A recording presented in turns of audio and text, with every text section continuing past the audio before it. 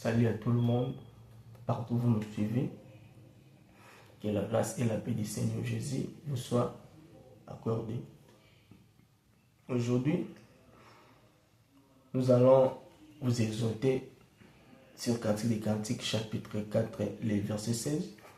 On peut lire ensemble.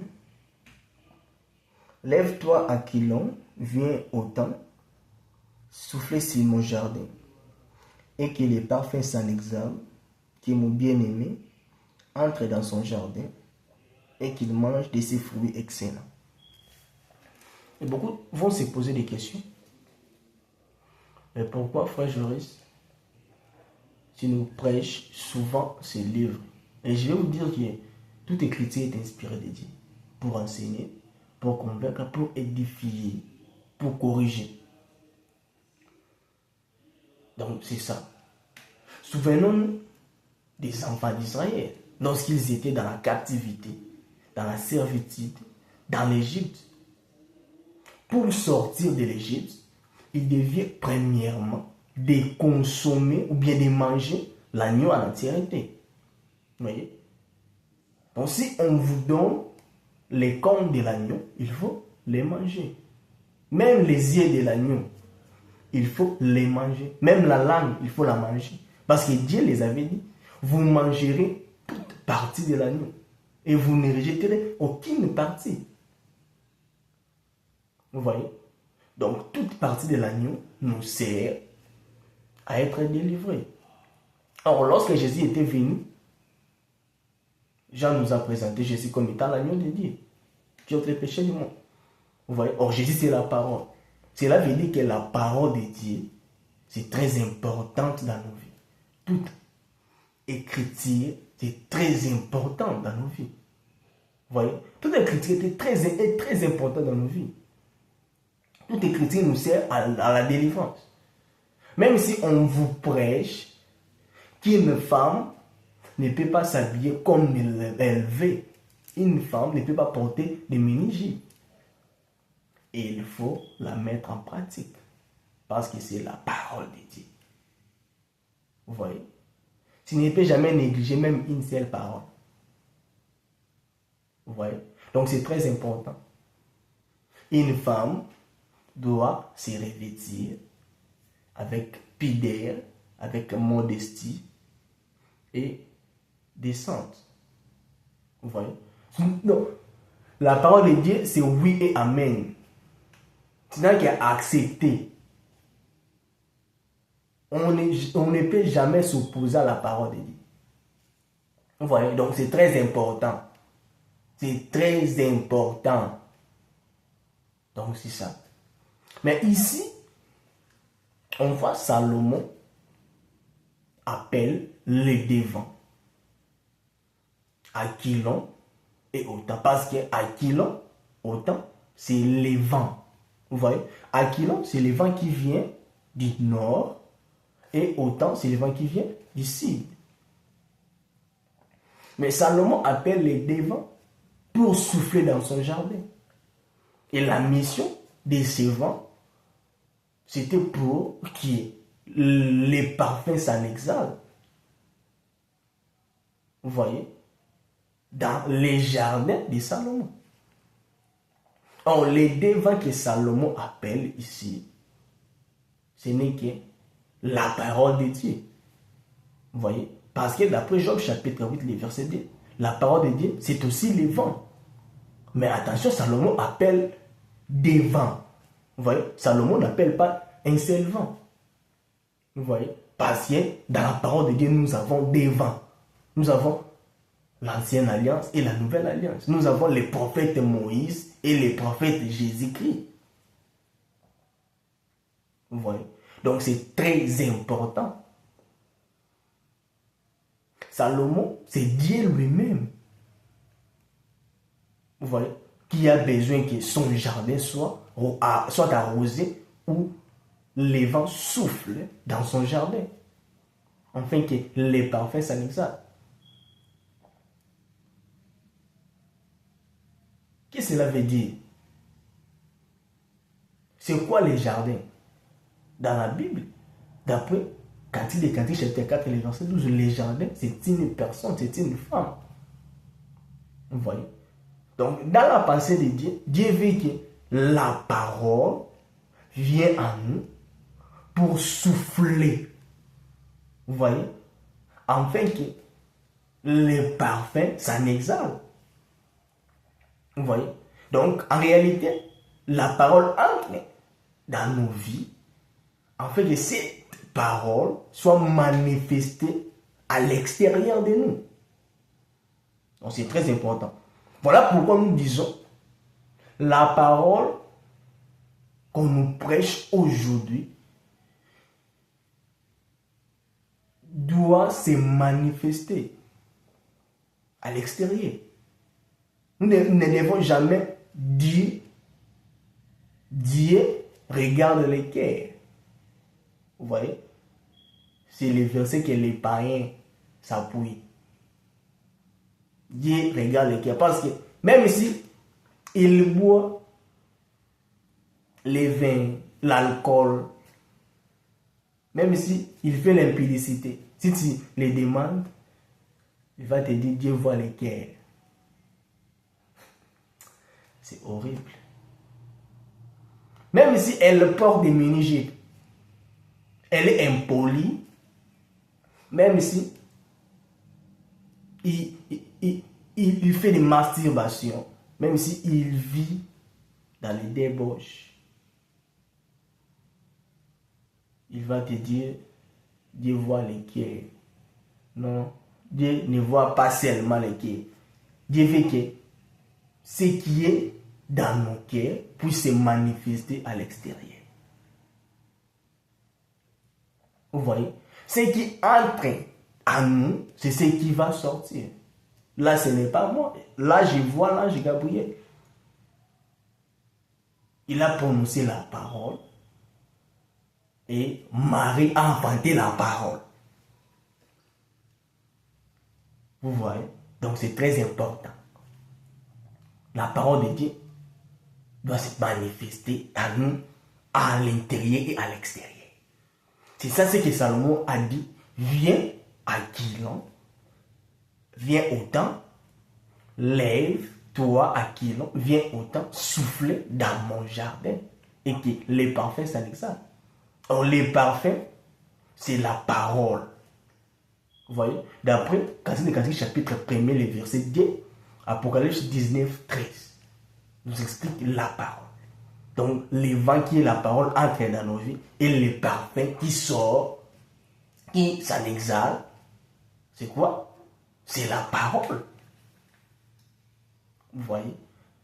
Mais attention, la femme va répondre que mon bien-aimé entre dans son jardin afin qu'il mange des fruits les plus excellents. Vous voyez? Or, si nous écoutons la parole de Dieu et que la parole de Dieu vient à nous et que la parole de Dieu se manifeste, c'est là que Dieu va venir habiter dans nos vies. Vous voyez? Que Dieu va venir manger les fruits les plus excellents dans nos vies. Alors d'après Nombre chapitre 14, le verset 9, manger nous explique prendre possession. Vous voyez? Avant que Dieu puisse prendre possession dans nos vies, la première des choses, nous devons vivre la parole de Dieu. La parole de Dieu doit se manifester. Vous voyez? Avant que Dieu puisse même prendre possession dans nos vies, la première des choses, c'est la parole de Dieu. Elle doit se manifester. La parole qui entre dans nous. Vous voyez? Donc c'est très important. Voilà pourquoi nous disons, si tu vois Salomon entrer dans son jardin, qui est la femme, tu dois retenir une chose. C'est le salut qui entre dans la femme. Pourquoi je dis comme ça? Ce n'est pas moi. C'est les Écritures. Vous voyez? Parce que nous disons que la femme, c'est le jardin. Vous voyez? Les jours où Zachée montait sur l'arbre, c'est le jour où Jésus-Christ entrait dans la maison de Zachée. C'est les salés qui entra dans la maison de Zachée. Vous voyez? C'est le même jour que Jésus-Christ a mangé. Vous voyez? La première des choses, Zachée devait monter sur l'arbre. Et la deuxième des choses, c'est Jésus-Christ qui entrera dans la maison de Zachée. Vous voyez? C'est la même parole. Parce que nous disons que Dieu parle de plusieurs manières. C'est ce que Salomon dit. Viens, lève-toi, Aquilon, viens au temps, souffler sur mon jardin, afin que les parfums s'en exhalent. Voilà pourquoi Slamite a répondu, mon bien-aimé entre dans son jardin et qu'il mange les fruits les plus excellents. Ces jours-là, les vents aussi qui est la parole, entrer dans Zachée, parce que Zachée écoutait le Seigneur Jésus-Christ. C'est le même jour que le Seigneur Jésus-Christ est entré dans la maison de Zachée pour manger les fruits les plus excellents. Donc pour dominer, pour prendre possession. Vous voyez?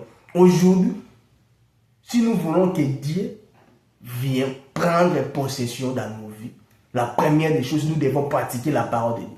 La première des choses, c'est que la parole de Dieu puisse prendre possession. La première des choses, nous devons laisser la place à la parole de Dieu de travailler en nous, afin que Dieu intervienne. Vous voyez? Donc c'est très important. Or, nous disons aussi que si nous laissons la place à la parole de Dieu et Dieu intervient pour manger, pour prendre possession dans nos vies, en réalité, tout ce que nous sommes en train de chercher, nous les devons prendre. Vous voyez? Tout ce que nous cherchons aujourd'hui, si Dieu vient à nous pour manger, nous devons les prendre. Pourquoi je dis comme ça? Là, je vois Abraham. Vous voyez? Lorsque la parole de Dieu vivait en Abraham, les jours où Dieu était venu chez Abraham, Dieu mangeait. Vous voyez? Et Dieu accorda à Abraham ce qu'Abraham cherchait, les fils. Vous voyez? Tout ce que nous demandons à Dieu aujourd'hui, avant de les prendre, la première des choses, c'est la parole de Dieu. La première des choses, c'est écouter et pratiquer la parole de Dieu. Vous voyez? Nous ne devons jamais dire que nous vivons dans l'ancienneté. Si la parole de Dieu ne se manifeste pas à l'extérieur. Vous voyez? Tu dis que tu es la servante de Dieu, mais tu pries la tête non voilée. Vous voyez? Parce que la parole dit, une femme ne peut jamais prier comme ça, la tête ouverte. Non. La tête non voilée, non. Ni de prophétiser. C'est la parole de Dieu. La parole de Dieu égale à oui et amen. Voilà pourquoi, dans les débuts, nous avions dit que nous ne devons jamais rejeter même une partie de la parole. Vous voyez? Dieu a besoin que la parole qu'on nous prêche aujourd'hui vit en nous, à l'intérieur et à l'extérieur. Afin que Dieu vienne prendre possession dans nos vies. Afin que Dieu nous accorde tout ce que nous les demandons. Vous voyez? Nous ne devons jamais vivre dans l'impudicité. et nous attendions la promesse de Dieu. Non. La promesse de Dieu s'accomplit à la personne qui craint Dieu. Vous voyez? Donc c'est très important. C'est ce que Salomon dit. Viens, autant, lève-toi à Kilon, afin que les parfaits s'en exaltent. Dieu a besoin que les parfaits s'en exaltent dans son jardin. Vous voyez? Voilà pourquoi Salomon appelle mon jardin, mon jardin. Souffle sur mon jardin. Vous voyez? Dieu est notre propriétaire. Nous sommes les jardins de Dieu. Parce que la Bible nous dit, notre corps est le temple de Dieu. Ne savez-vous pas que votre corps est le temple de Dieu et l'Esprit de Dieu habite en vous? Si quelqu'un détruit le temple de Dieu, Dieu le détruira. Car le temple de Dieu est saint et c'est ce que vous êtes. Là, je condamne les gens qui disent que nous ne sommes pas des saints. Il y a des saints, tous ceux qui ont cru en Dieu, ils sont des saints. Parce que Dieu lui-même les témoigne qu'ils sont des saints. Tu es qui pour contester? Dieu dit que le temple de Dieu est saint et c'est ce que vous êtes. Vous voyez, il y a des saints, il y a des justes en Jésus-Christ. Ce n'est pas nous qui ont voulu. Vous voyez, c'est le Seigneur Jésus-Christ qui nous a fait des justes et des saints. Parce qu'Isaïe dit, mon serviteur juste justifiera beaucoup des hommes. C'est ça. Dieu a besoin que l'évangile et la parole soufflent dans nos corps, soufflent dans nos vies, afin que cette parole se manifeste à l'intérieur et à l'extérieur, afin que Dieu intervienne dans nos vies. Que le Seigneur vous bénisse.